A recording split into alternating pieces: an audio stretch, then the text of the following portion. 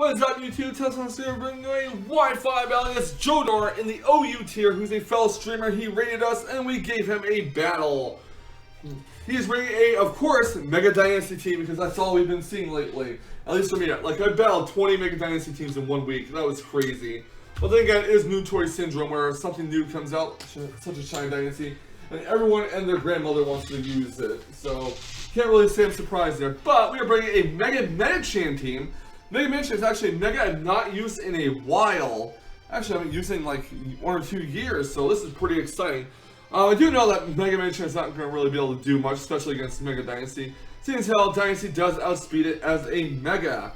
On our team, we have Rotom, we have Heatran, we have Landorus team, we have Scizor, we have Clefable, and we have Mega Medicham.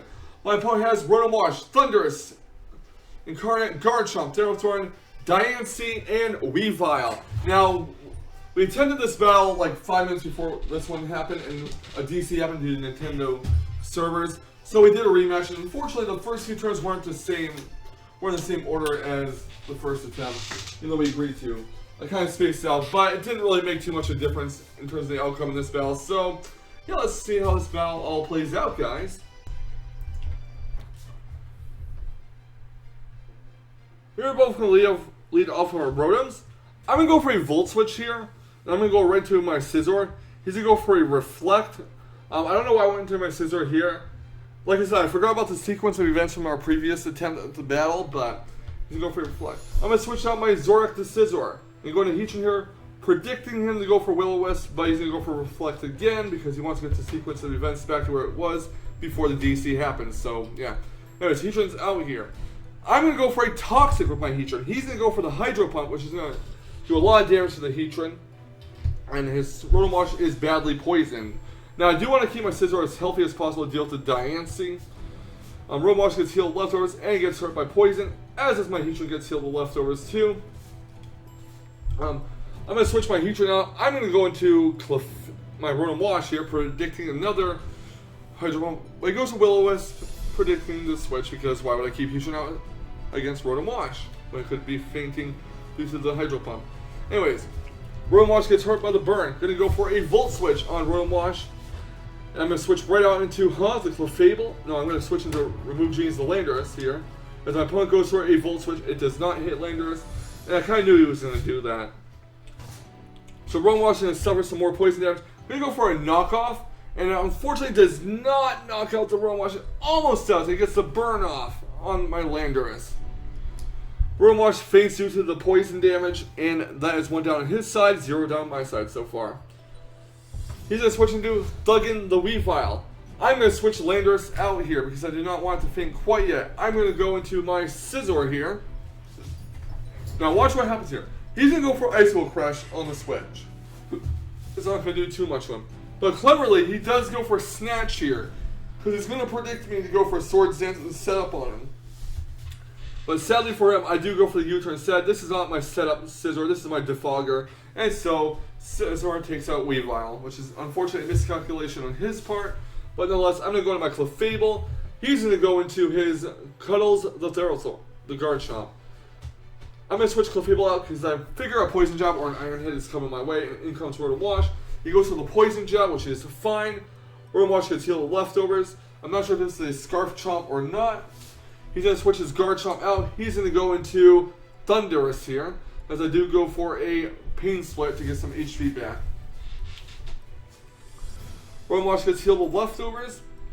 I'm going to switch Rotom out. I believe I'm going to go into Clefable here, predicting a nasty plot on his Thundurus. He goes to a Thunderbolt, which is about 40%, 45% give or take, especially defensive as my Clefable is. He's going to go for a Taunt, and that is going to stop me from using Heal Bell, sadly. So I can't really get rid of the burn off Landorus, which is unfortunate for me. Going to switch Clefable out.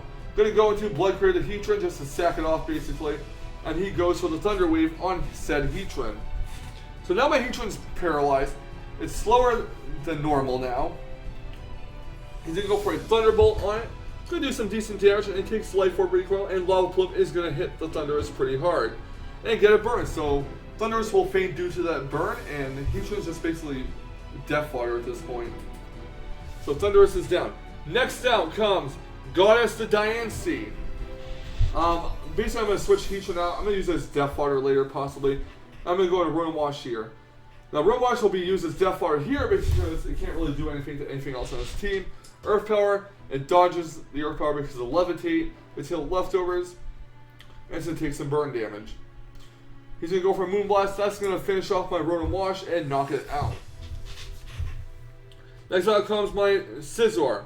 Going to go for the U-turn because I know he's not going to want to keep Diancie out on a Bullet Punch. It would be suicidal. Out comes Ferrothorn, and U-turn away on it. Going to do about 10%, maybe 15% if you could call it that. And Scizor gets withdrawn, and in comes the Clefable. This is my perfect opportunity to get a Heal Bell off here. Hopefully he does not set up rocks, so I do go for the Heal Bell, and I get the burn off Landorus. He's going to go for Stealth Rocks, and that's very unfortunate. So, yeah. Clefable gets healed with leftovers. I know that Territories can hold Gyro Ball and stuff. He's going to go into Diancie here, probably predicting the Thunder Wave or Stealth Rocks, but I do go for Wish instead. I do not have Thunder Wave or Stealth Rocks on this Clefable set in particular. She's going to go for Earth Power, which isn't going to do a lot. I'm going to go for Moonblast to hopefully lower its special attack. And I do lower its special attack, and I do get 45% HP off of it. He's going to go for a Diamond Storm with said Diancie. Going to score a massive critical hit. Moonblast is going to hit that Mega Diancie and knock it down to the red. Clefable gets healed with leftovers. I'm going to go for Protect to scout what it's going to do. It's going to go for a Moonblast. Clefable gets healed with leftovers. Going to go for a Moonblast in case he misses Diamond Storm, but that is obviously not meant to be, so yeah, Clefable is down. Next out comes Remove Genie's the Landorus T. Get the Intimidate going, not that it really matters. He goes for Protect to scout what I'm going to do, whether I'm going to go for a U-turn or not. He knows very well that my Landorus T is Scarf, so he's going to go into Free Hugs to Ferrothorn, as I do go for an Earthquake here. I'm going to go remove Landorus T and go into Blood Crater the Heatran, as he goes for a Leech Seed on my Heatran.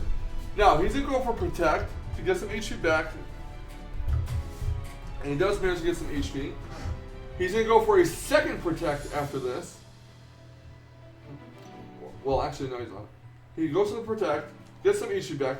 Heatran gets HP back before he gets some sap, so Heatran's hanging on there. He's going to go for a second Protect.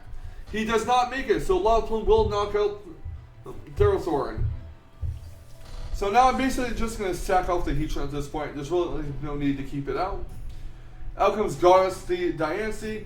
She goes for a Diamond Storm, and that will knock out Heatran for sure. There's no question about it. Next out comes Zorak the Scizor. Gonna go for a Bullet Punch. He's actually gonna go for Protect to scout it out. So do go for the Bullet Punch, and gonna get hit with leftovers. He's gonna withdraw his Diancie and go into Guard Chomp here. Now here's what happens to him. First, Bullet Punch hits Guard Chomp, not very hard. Scizor gets hit with leftovers. Gonna hit another Bullet Punch on Guard Chomp. He goes for a Fire Fang to knock out the Scizor, and it does not hit, unfortunately. Gonna go for another Bullet Punch, get Guard Chomp down to like red health, and that critical hit does not do him any favors. And Fire Fang finally connects the Scizor, and I'm praying that his Guard Chomp is not Scarf. Gonna go to Remove Genie's the Landorus. Gonna go for Earthquake,